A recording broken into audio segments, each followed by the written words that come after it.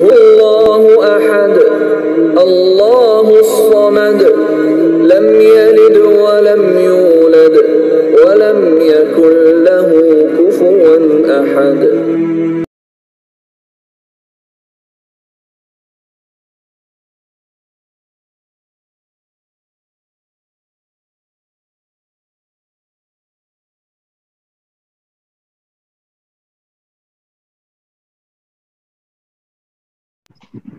Ke Pius dulu, Pius. Ya, silakan. Selamat malam, Pak. Ya, saya bertanya ke siapa saja lah yang bisa jawab, mungkin Pak Kace atau Deborah di situ. Coba itu saya masih bingung itu antara Keluaran 1 ayat 5 dengan Kisah Para Rasul 7 ayat 14. Itu yang benar yang mana itu? Ya, jadi ini sistem diskusinya begini, Pak Pius, ya. Jadi diskusinya habis Anda bertanya, nanti Murtadin menjawab, ya. Dan kemudian Murtadin akan bertanya balik kepada Anda. Di sini? Siapa Murtadin di sini? Jadi sistemnya supaya adil. Halo, sebentar. Yang jago siapa? Supaya adil. Yang jago siapa di sini? Halo, Mas, dengar dulu kamu. Stop. Dengar dulu Pak Yusuf bicara. Jangan nyerocos kamu kayak kadal gurun itu. Dengar dulu. Dengar baik. Ya. Kamu nanti yang jawab. Sistem diskusi di sini, Anda dikasih kesempatan untuk bertanya. Nah, setelah dijawab, ya Anda boleh memberikan satu kali tanggapan, ya. Terus kemudian setelah itu nanti gantian Murtadin akan bertanya kepada Anda supaya seimbang gitu ya. Jadi jangan kalian bertanya terus tapi kalian tidak pernah ditanya. Oke. Jelas ya peraturannya ya? Boleh. Siap. Oke, silakan. Jadi saya minta dijawab itu perbandingan paralel antara Keluaran 1 ayat 5 dengan Kisah Para Rasul 7 ayat 14. Itu yang salah yang mana? Coba bunyinya siapa yang mau jawab di sini? Murtadinnya siapa yang jago? Bunyinya ayat baca ya. Keluaran 1 ayat di dalam 5. Keluaran 1 ayat 5. Seluruh keturunan yang diperoleh Yakub berjumlah 75 jiwa. Tetapi 75 jiwa. Yusuf telah ada di Mesir. Kisah Para Rasul 7 ayat 14. Kemudian Yusuf menyuruh menjemput Yakub ayahnya dan semua sanak saudaranya, 75 jiwa banyaknya. Nah, itu yang salah yang mana? Beda 5 itu. Ayo, Murtadin siapa yang jago di sini?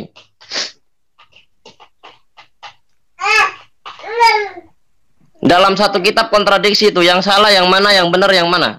Halo. Bukan satu kitab, itu kitab Perjanjian Lama sama Perjanjian Baru itu, Bro. Santai aja, jangan ngegas, Mas, ya. Tenang aja, santai aja. Iya, satu buku itu kan. Ya, iya, satu buku, tapi itu penegas ini aja, lu juga kalau bisa jawab. Kisah Para Rasul ini ditulis oleh Lukas, murid Yesus. Keluaran berapa? Ya, makanya saya bertanya yang salah yang mana itu? Bukan salah, itu dijelaskan semua. Ngerti nggak? Itu dalam Taurat itu. Iya, makanya itu ya. Itu kan Taurat yang nulis Musa. Yang menulis Musa itu Taurat, saudaraku. Itu menjelaskan 75 jiwa. Yusuf sudah ada di situ. Dijelaskan lagi dalam Perjanjian Lama, Perjanjian Baru oleh Lukas yang menulis kitab Kisah Para Rasul. Itu dikalkulasikan semua sudah di situ. Tidak ada yang salah. Mana yang salah? Kok lucu sekali kamu bilang salah itu loh. Karena kamu tidak ngerti, kamu tidak punya Roh Kudus. Kalau tidak ada yang salah, yang 5-nya kemana itu? Pius Darmo, kamu yang 5-nya kemana itu? Diam dulu. Itu bukan masalah. Jangan kebingungan kalian, itu beda 5. Hilangnya kemana? Diculik atau gimana itu? Diam dulu. Dijawab, diam dulu.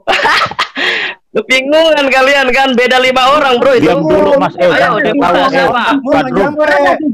Siapa di situ? Kace mana Kace? Kadrun, mana yang jago di sini? Ayo. Gas itu, diam dulu, Mas. Kamu kelihatan siapa pengikutmu. Ngerti nggak? Dari cara bicaramu kelihatan pengikutmu. Saya nggak tanya masalah pengikut. Itu beda 5 orang. Yang 5 kemana? Diculik atau kabur? Dengan Kisah Rasul berapa tadi, Mas? Kisah Para Rasul 7 ayat 14. Di situ jumlahnya 75 jiwa. Keluaran 1 ayat 5 70 jiwa. Yang salah yang mana? Maksudnya yang 75 jiwa kan sama. Maksudnya gimana? Yusuf itu kalau dalam Taurat itu kan sudah ada di Mesir, Bro. Sekarang ditegaskan lagi di dalam Kisah Para Rasul. Saya tidak berkata jiwa. Yusuf, saya berkatanya Yakub. Di situ objeknya Yakub, bukan Yusuf. Bapaknya Yusuf. Bro, memang saya tahu. Yusuf. Siapa bilang bapaknya Manubulu? Loh, makanya kita jelasin. Itu di dalam Taurat, itu kan udah jelas Musa nulis. Yusuf menjemput saudaranya, sedangkan Yusuf sudah ada di Mesir.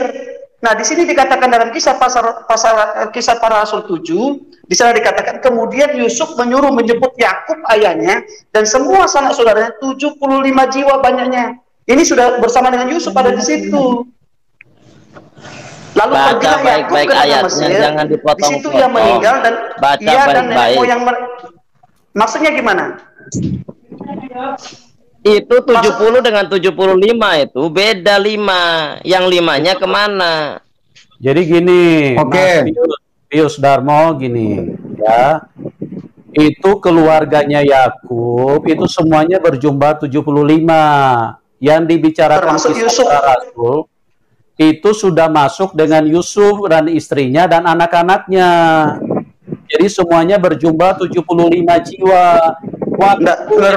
Kalian semua di sini asumsi. Kalian tahu bahasa Ibrani, bahasa Yunani enggak? Jangan asumsi kalian. Saya tahu jawabannya itu. Makanya saya bilang itu hanya orang yang tahu bahasa original text bisa jawab. Kalian nggak ada yang tahu di sini. Ya, Anda gini, Anda jangan sok pintar di sini ya, Pius Darmo, ya. Saya mau beritahu kepada saya tidak mengatakan sok pintar. Pius Kalau Darmo, mau kamu diam dulu, Pius Darmo.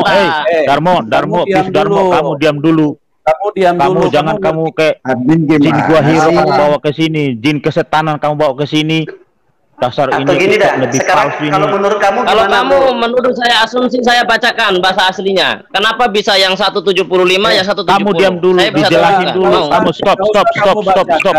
Dengar dulu, ya. Kamu nggak usah bacakan. Woi, kamu jangan ketakutan sama saya. Kalian semua di sini cuma Bani Hatargum, Bani terjemahan kamu diam kalian. Dulu. Kamu Nabi palsu tuh kamu tuh. Jangan diikuti. Jangan diikuti. Kalian semua Bani itu orang. Admin. Tolong di-mute itu orang. Ya, beri kesempatan orang lain menjawab. Jangan rebutan kayak di pasar. Oke. Sebentar ya. Mute dulu orang itu. Gini, nggak usah Pius Darmo, Anda nggak usah sok pintar di sini, ya. Anda ini dari iman yang berbeda.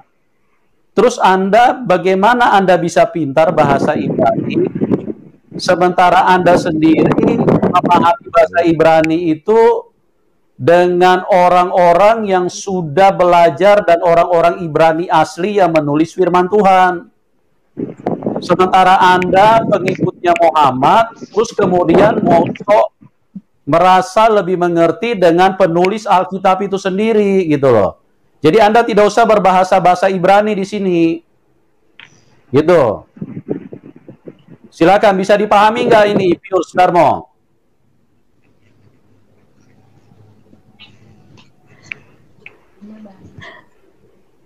Halo. Jadi jangan dibiarkan rebutan. Tolong admin aktif, ya. Saya boleh ngomong nggak? Saya sampaikan kenapa bisa yang 175, yang 170. Saya tunjukkan datanya. Real dari saya. Mau nggak saya tunjukkan? Silakan. Nah, saya bacakan. Jadi, kenapa Kisah Para Rasul menulisnya 70, ya? Karena dia berpedoman kepada kenapa dia menulis 75? Karena dia bukan bersumber kepada Torah bahasa Ibraninya Yahudi, tetapi dia bersumber kepada Septuaginta. Septuaginta itu terjemahan Taurat dalam bahasa Yunani yang punya banyak error. Saya bacakan.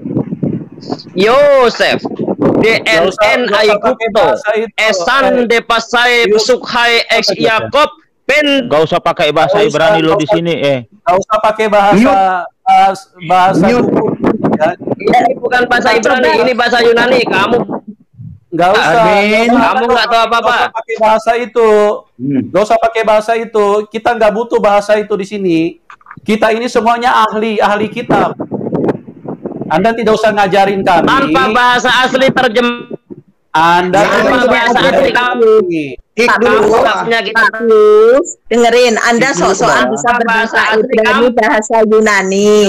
Dan Pak Pius kan orang Islam, berarti Pak Pius pinter dong berbahasa Arab. Pak Pius kan tadi kan pinter kan, katanya mau berbahasa Ibrani atau berbahasa Yunani. Nah, sekarang kan Pak Pius kan Islam nih, berarti Bapak Pius juga pinter dong bahasa Arabnya. Nah, ini baru jangan ketemu. alihkan perhatian. Itu jawab dulu. Beda 5 orang yang 5 kemana? Saya mau tahu bahasa Arabnya Pak itu, coba deh Bapak ngomong Arab gitu loh. Kan Bapak orang Islam. Oke, Saya paham Arab, silakan. Itu jangan bahasa Ibrani, bahasa Arab aja. Biar diskusi kita enak, biar diskusi kita sehat. Ayo kita dengar dari dia, pendapatnya dia apa? Bro, Taurat gak berbahasa Arab, bro, berbahasa Ibrani, bro. Jangan ngawur kamu, Kace. Bahasa Arab gitu loh. Bapak dari tadi ngomong bahasa Ibrani, bahasa Yunani. Nah, Bapak gunakan bahasa Arab apa, bro? Kita membahas Torah, bro. Bahasa Al-Quran Bapak sendiri, Bapak bisa enggak? Jangan ngalihkan perhatian kamu, Deborah. Itu yang Bro, dengar dulu, bro. Dalam Al-Quran yang limanya kemana? Itu dalam bahasa Arab ditulis, bro. Kan tadi udah dibilang kan, jangan ngawur kamu, itu ditulis dalam bahasa Arab. Jangan ngawur kamu, itu bahasa Yunani, Aram dan Ibrani. Kamu aja ngawur. Lu bikin malu. Sekarang dengar nih. Sekarang yang Anda bilang itu Injil, yang Anda bilang Taurat, yang Anda bilang Zabur. Halo, teman-teman, jangan kalian semua porak-poranda ya kedatangan saya ya, penehat. Teman-teman dengarkan. Jangan berpancing, dia akan membuat judul YouTube.